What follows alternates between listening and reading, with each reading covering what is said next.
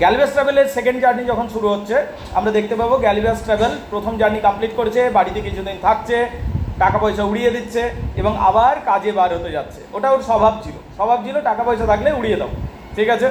তা আবার ও কাজে বার হচ্ছে, সমুদ্রে জার্নিতে যাচ্ছে এবং সমুদ্রে যখন যাচ্ছে কিছুদিন সুন্দরভাবে জার্নি চলছে, কিন্তু তারপর ঝড় আসছে, ঝড়ের মধ্যে জাহাজ পড়ছে এবং তাদের মধ্যে জলও কষ্ট দেখা যাচ্ছে। যখন ঝড় থামছে তারা একটা অদ্ভুত জায়গায় পৌঁছে যাচ্ছে এবং সব দিকে ফার্স্ট প্রায়োরিটি হলো জল নাও কোথা থেকে, ঠিক আছে।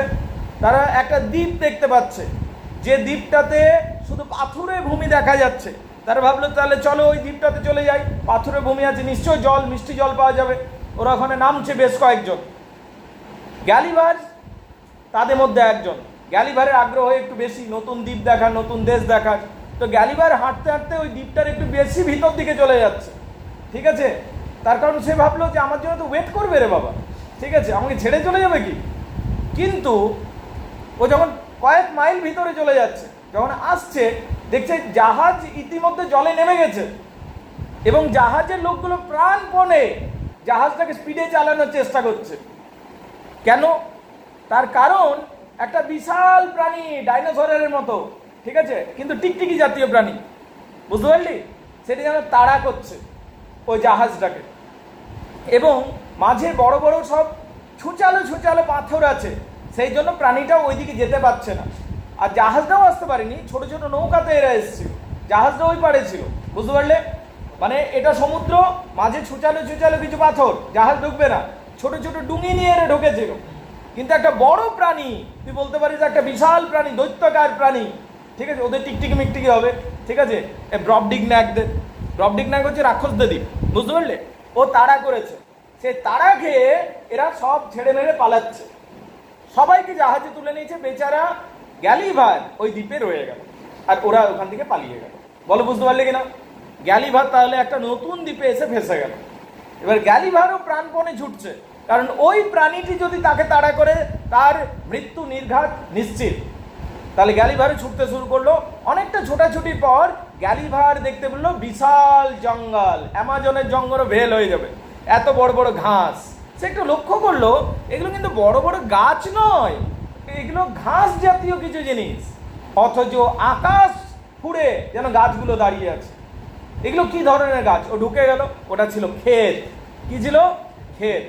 এবং ওখানে সে দেখলো যে বিশাল বিশাল মানুষগুলো, এক একটা মানুষ পাহাড়ের মতো বড়, 60 ফুট করে লম্বা, নন্দুয়ারা পাহাড়, বুঝতে পারলি। ওই রকম লোকগুলো কি চালাচ্ছে? কাস্তা চালাচ্ছে জোরে জোরে। সে হয়তো দু টুকরোই হয়ে যেত যদি না ভাগ্য তার সাথে সাথ দিত। সে কোনোভাবে খুব জোরে চিৎকার করলো, সে চিৎকার মনে হলো ওরা শুনতে পেল না। তবু শেষ পর্যন্ত তাদের মধ্যে কেউ খুব সতর্কতার সাথে দেখলো এবং তাকে এমনি করে তুললো। তোলার পর গ্যালিভারকে তুলে নিয়েছে। এখানে গ্যালিভার হলো লিলিপুট, বোঝার চেষ্টা কর। গ্যালিভার একটা সময় পুরো রাজ্য, পুরো রাষ্ট্রের মানুষকে লিলিপুট হিসাবে দেখেছিল। আজ গ্যালিভার নিজে লিলিপুট হয়ে গেছে। কর্ম থিওরি কামস ব্যাক, নাকি? ওকে ভাই, এবার গ্যালিভার কি হয়ে গেছে? নিজে ছোট হয়ে গেছে। লোকগুলো এবার তার মালিকের কাছে নিয়ে গেল। ওটা একটা চাষির ক্ষেত ছিল আর এই লোকগুলো সেই চাষির ক্ষেতে কাজ করছিল। তো তারা একটা নতুন প্রাণী পেয়েছে, তো সেই দেখে মালিকটা খুব খুশি হলো এবং মালিকটা খুব যত্ন করে রাখলো। গ্যালিভার পালানোর চেষ্টাও করলো না, দৌড়বারের চেষ্টা করলো না। তার কারণ গ্যালিভার জানে যে এদের কাছ থেকে পালানো যাবে না। এরা এত বড় বড়, ধর নন্দুয়ারা পাহাড়ে ছুটছে, তুই পালাতে পারবি? নন্দুয়ারা পাহাড়ের মতো দুটো লোক, তিনটা লোক তোর পিছনে ছুটছে, তোদের এক একটা লাফেই তো ওই নন্দুয়ারা থেকে এইখানে এক একটা লাফ, তুই কোথায় ছুটবি? রাইট? তো পালালো না, ও শান্তপূর্ণভাবে থাকলো। লোকগুলো খুব যত্ন সহকারে একে তুললো। চাষিটা কি করলো? সেই লোকটা, খুব সংক্ষেপে বলছি পুরো গল্পটা, চাষিটা কি করলো? সেই দৈত্যাকার চাষিটা গ্যালিভারকে যত্ন করে তুললো, পকেটে পুরে এনলো এবং ঘরে নিয়ে চলে এলো। ঘরে তার একটা বাচ্চা মেয়ে আছে চাষিটার, তাকে খেলতে দিল, ঠিক আছে। এবার বাচ্চা মেয়েটা খুবই খুশি। ঘরে আরো যে সদস্যরা ছিল সবাই দেখে খুব খুশি, উৎসাহিত এবং যার পর নাই বিস্মিত, সেটা আর কি বলবো। তো সেই চাষিটা, ঘরের লোকজন সবাই তাকে ভালোবাসতো এবং গ্যালিভারের নতুন জীবন শুরু হলো ওই রাক্ষসদের মধ্যে। বলো, বুঝতে পারলে? এদিকে রাক্ষস বলছে না, এদিকে বলছে ব্রবডিং ন্যাক, এদের একটা নাম দেওয়া হয়েছে, ভয়েস টু ব্রবডিং ন্যাক। আগে যেমন লিলিপুট ছিল, এদিকে বলা হচ্ছে ব্রবডিং ন্যাক। এই ব্রবডিং ন্যাকদের মধ্যে এর যাত্রা শুরু হলো। এই চাষির ঘরেই কিছুদিন থাকলো। এবার চাষির ঘরে এইরকম একটা ছোট প্রাণী এসছে, এই শুনে বিভিন্ন গ্রামের লোকজন দেখতে আসতো, বিভিন্ন গ্রামের লোকজন দেখতে আসতো এবং সবাই খুব উৎসাহ সহকারে দেখত। এবং গ্যালিভার তাদের সকলকে আবার স্যালুট করতো, কারণ গ্যালিভার তো শিক্ষিত, তো সেইগুলো দেখে তারা আবার খুব উৎসাহিত হতো।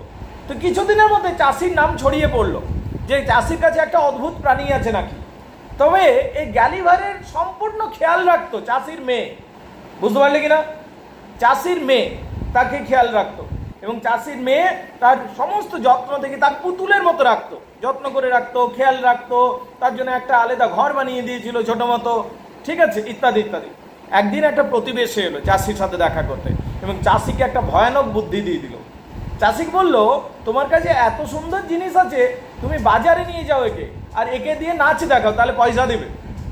ঠিক আছে, তখন থেকে গ্যালিভারের দুর্বিষহ জীবন শুরু হলো। চাষির কথাটা কানে ধরলো, মনে হলো বাহ, খুব ভালো বুদ্ধি, আমার প্রতিবেশী খুব ভালো বুদ্ধি দিয়েছে। চাষি তাকে নিয়ে যেত রোজ বাজারে এবং তাকে নাচ করাতো, পয়সা পেত। চাষিরা বড় লোক হয়ে যেতে লাগলো কিছুদিনের মধ্যে। ক্রমে এতই বড় লোক হয়ে গেল আস্তে আস্তে যে ম্যানেজার রাখতে হলো চাষিকে। ঠিক আছে, এবার ম্যানেজার আবার একদিন গ্যালিভারকে বলল চুপি চুপি, এবার কারণ গ্যালিভার খুব তাড়াতাড়ি লার্নিং করতে পারতো, ভাষা শিখতে পারতো, তো এদের ভাষাও শিখে গেল। ম্যানেজার একদিন বলল চাষিকে, এই চাষি বলছি গ্যালিভারকে, যে তুমি এক কাজ করো, চাষির সাথে না থেকে আমার সাথে থাকো, তোমাকে বেশি ভালো ভালো খাবার খেতে দেবো। কিন্তু চাষির সেটা, গ্যালিভার সেটা মোটেও পছন্দ হলো না, তার কারণ চাষির মেয়েকে সে ভালোবাসতো বা পছন্দ করতো এবং চাষির মেয়েটাও একে নিজের মতো করেই রাখতো। বরং না বলে দিল। যখন ম্যানেজারটা দেখলো না বলে দিল, তখন ম্যানেজারটার একটা রাগ হয়ে গেল। কার রাগ হয়ে গেল? কার উপর? ম্যানেজারটার রাগ হয়ে গেল কার উপর? গ্যালিভারের উপর। সে চাষিকে বদ বুদ্ধি দিতে লাগলো, বললো দেখে মনে হচ্ছে আর বেশি দিন বাঁচবে না, একে যত পারবে খাটিয়ে নাও। ঠিক আছে, ওকে এবার ডবল ডবল খাটাতে শুরু করলে চাষি, যাতে বেশি করে পয়সা পাওয়া যায়। আর এর শরীর ভাঙতে শুরু করলো, বুঝতে পারলে? কার শরীর ভাঙতে শুরু করলো? গ্যালিভারের। ইতিমধ্যে খবর এসে পৌঁছালো দেশের রানীর কাছে। রানী জানতে পারলো যে নাকি একটা ছোট্ট মানুষ পাওয়া গেছে, যে সুন্দর কথা বলতে পারে, নাচতে পারে, গান করতে পারে, কথা বুঝতে পারে, স্যালিউট করতে পারে, বিভিন্ন রীতি রেওয়াজ জানে এবং সে নাকি বড়ই চকচকে তার স্কিনটা। কেন? তার কারণ ছোট জিনিস যখন তুই দূর থেকে দেখে সেটা চকচক করে, বুঝতে পারলে? আর গ্যালিভারের চোখে এই রাক্ষসগুলো কেমন ছিল জানিস? বড়ই কুৎসিত এবং কদাকার ছিল গ্যালিভারের চোখে। কেন? রিজনটা কি? তার কারণ যখন 60 ফুটের একটা মানুষ তোর সামনে দাঁড়িয়ে থাকবে, তখন তার প্রত্যেকটা পিম্পল তোর কাছে একটা বড় হোলের মতো লাগবে। ঠিক আছে, তার প্রত্যেকটা একটা রিঙ্কেল একটা ছোটখাটো লাঠির মতো ঝুলবে। ঠিক আছে, তার যদি একটা ব্ল্যাক স্পটও আছে, কোথাও একটা তিলও আছে, সেটা একটা বড়ই কদাকার জিনিস বলে মনে হবে। ঠিক আছে, বুঝতে পারছিস ব্যাপারটা? তো এত লম্বা চড়া ছিল, বলছে গ্যালিভার বলছে যে এদের স্কিনগুলো দেখে আমার বমি চলে আসতো। ঠিক আছে, যে এরা এতই কদাকার ছিল। বলছে আসলে কোনো মানুষই কদাকার নয় বা কোনো মানুষই উজ্জ্বল নয়। মনে আছে লিলিপুটরাও তাই বলেছিল একে নিয়ে একটা সময়। মানে যখন তুই কোনো জিনিসকে চোখে দেখতে পাচ্ছিস না পরিষ্কার, অনেক ছোট, তখন সেটা উজ্জ্বল মনে হয় এবং তার যে ভুল ত্রুটি বা যে ছোটোখাটো জিনিস আছে ওগুলো তুই দেখতে পাস না, অ্যাজ এ হোল একটা ওভারঅল জিনিস দেখতে পাস। কিন্তু যখন জিনিসটা বড় হয়ে যায় তখন সেটা তুই প্রত্যেকটা জিনিসকে তুই দেখতে পাচ্ছিস। ব্যাস, এখানেও ববডি ন্যাকদের সাথে সেটাই হচ্ছিল, বুঝতে পারলে কিনা? বলছে এখানকার মহিলারা আমাকে নিয়ে বিশেষ উৎসাহী ছিল এবং সেই মহিলারা আমাকে বোধহয় মানুষ বলে মনেই করতো না।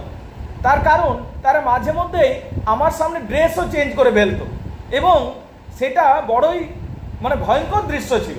এখানে এইরকম কিছু বর্ণনাও আছে। ঠিক আছে, তো বলছে I know that the ladies of England are very beautiful and everybody likes their attractiveness, but if you see a giant lady changing the cloth you will not be able to eat for some days. ঠিক আছে, এইরকম সমস্ত কথাগুলো বলা হচ্ছে। তারপরে আমরা দেখতে পাচ্ছি এখানে আমরা আরো সমস্ত এইরকম ডেসক্রিপশন দেখতে পাচ্ছি। ইতিমধ্যে রানী জানতে পেরে যাচ্ছেন, রানী জানতে পারছেন যে এইরকম একটা ছোট্ট মানুষ পাওয়া গেছে। রানী তখন লোক পাঠিয়ে কিনে নিচ্ছেন চাষির কাছ থেকে, এবং এই গ্যালিভার তখন বলছেন যে আপনি আমাকে কিনে নিচ্ছেন, কিন্তু একটা অনুরোধ রয়েছে যে চাষির মেয়েকেও যেন আপনি কাজে রেখে নেন, আমার যত্ন করে ওই, ঠিক আছে। রানী খুশি খুশি চাষির মেয়েকেও নিজের কাজে রেখে নিচ্ছে। বলো এইটুকু বুঝতে পারলি কিনা?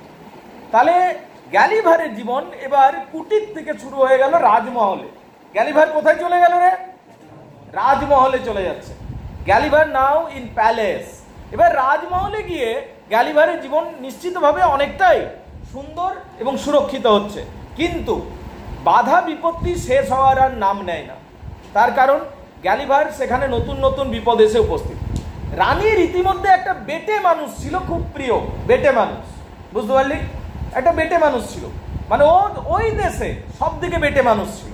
তো রানী তাকে নিজের কাছে রেখেছিল, তার কারণ একটু অদ্ভুত। তো রানী ওই অদ্ভুত জিনিস রাখতে পছন্দ করে। এইবারে গ্যালিভারের উপস্থিতিতে সেই বেটে মানুষের গুরুত্বটা গেল কমে।